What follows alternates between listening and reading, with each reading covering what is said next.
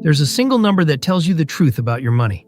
Not how much you make, not what's sitting in your checking account right now, but where you actually stand. It's called your net worth, and most people have never once sat down to calculate it. Which means they're flying blind, working hard, feeling broke, and never really knowing if they're getting ahead or quietly falling behind. That's a strange way to run the most important machine in your financial life. Imagine driving with the dashboard covered up. No speedometer, no fuel gauge, just a vague feeling about how it's going. That's what most people do with their money for decades. So let's uncover the dashboard. By the end of this, you'll know your exact number. You'll know what it should look like for someone your age, and you'll know the 5 moves that make it climb. No guessing, just the mechanics.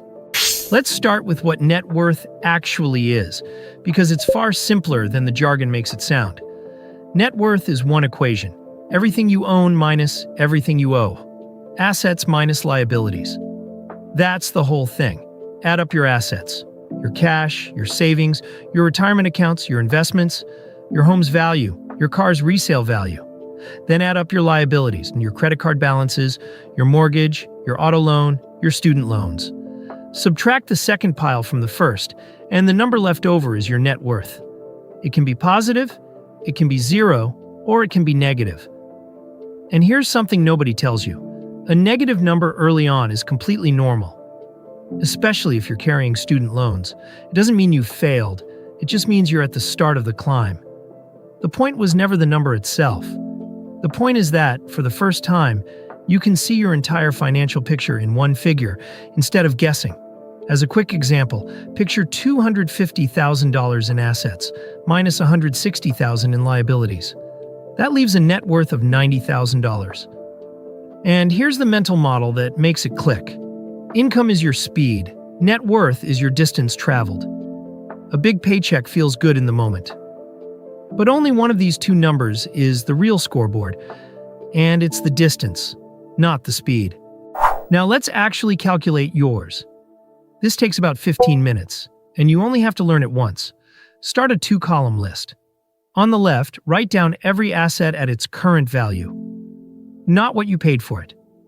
Your bank accounts, your 401k and IRA balances, any brokerage account, your home's market value, and your car's resale value.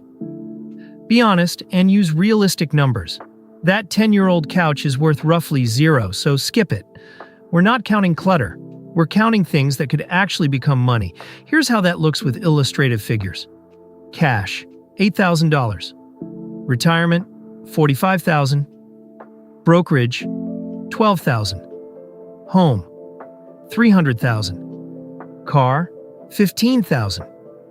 Total it up, and your assets come to $380,000. Now the right column, every liability at its current payoff balance. Credit cards, $4,000. The remaining mortgage, $250,000. Student loans, $20,000. Car loan, $11,000. Total it up, and your liabilities come to $285,000. Subtract one from the other, $380,000 minus $285,000. And you have your number, $95,000. That's a personal balance sheet, the exact same tool a business uses to know if it's healthy. One rule to make this powerful. Do it on the same day each month or each quarter. Same schedule every time, so you're always comparing apples to apples.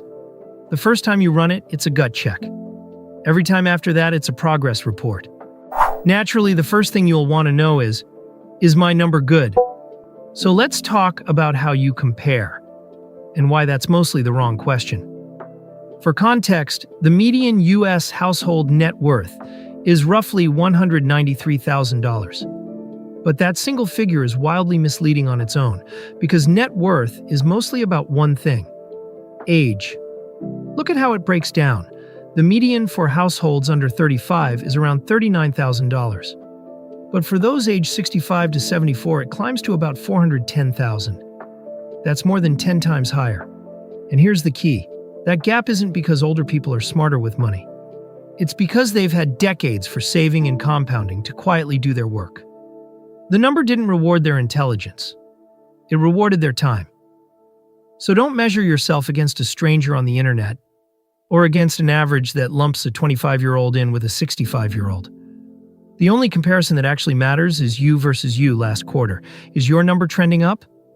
That's the entire game. So your number's trending up, but how do you actually make it climb on purpose? Here's the liberating part. Your entire net worth is controlled by just two levers. Lever 1, grow your assets. Lever 2, shrink your liabilities. That's it. Every smart money move you've ever heard of is really just one of these two in disguise. Maxing your 401k match? That's growing assets. Paying off a credit card? That's shrinking liabilities. Buying a low-cost index fund? Growing assets. Refinancing to kill debt faster? Shrinking liabilities. Once you see it this way, the noise falls away. Every decision is just a choice about which lever to pull. Now here's the trap most people fall into. They chase a bigger income, while their liabilities quietly grow right alongside it. The raise arrives, and so does a bigger car payment, a nicer apartment, a new monthly bill. The income went up, but the number went nowhere. That's running faster on a treadmill. Real progress is the gap between the two columns widening over time. Watch what that looks like. Assets rising from $380,000 toward $420,000, while liabilities fall from $285,000 toward $250,000. Your net worth gap goes from $95,000 all the way up to $170,000. Pull either lever and the number rises. Pull both at once, and it accelerates. The fifth move isn't really an action at all. It's patience, applied to the first four. And it's the move that does the most work. Once your assets are invested and your high-interest debt is gone, something changes. Your net worth stops growing in a straight line and starts curving upward because your money begins earning money. That's compounding, and it's the closest thing to magic that personal finance has. Let me show you the shape of it. Picture investing $500 a month at a historical-style 7% average return. After 10 years, you've put in $60,000 of your own money.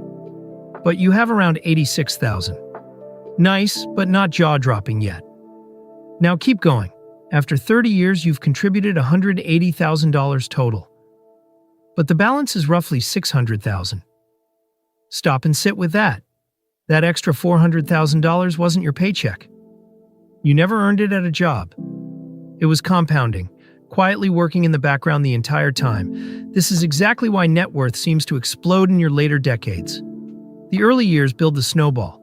Small, slow, almost discouraging. The later years are when it really rolls. Same monthly habit, wildly different result, just because time was allowed to do its job. Your part in all of this is almost insultingly simple. Start, stay consistent, and don't interrupt it. So here's the whole playbook, start to finish. Net worth is everything you own minus everything you owe. One number that finally shows where you truly stand. Step 1. Understand the equation. Assets minus liabilities. Step 2. Build your personal balance sheet in about 15 minutes and track it on a set schedule. Step 3. Judge yourself against your own last number, not a stranger's, since net worth is mostly a function of age and time. Step 4. Pull the only two levers that exist. Grow assets, shrink liabilities, and widen the gap between them. And Step 5. Let compounding do the heavy lifting, because the snowball you start today is what becomes serious wealth decades from now. Calculate it once, track it forever, and watch a vague feeling of "am I doing okay?" turn into a number that only goes up. That's the entire system. And the first time you run it is the hardest step, which you're now ready to take. If this turned net worth from an intimidating mystery into something you can actually calculate tonight, hit subscribe, because that's exactly what this channel is for. The money stuff nobody ever taught you, explained plainly. And here's your natural next step. You now know how to measure the number. Next, learn where every dollar should go to grow it. Watch the financial order of operations, the exact sequence that tells each dollar what to do first. So the net worth you just learned to calculate actually starts to climb. I'll see you there.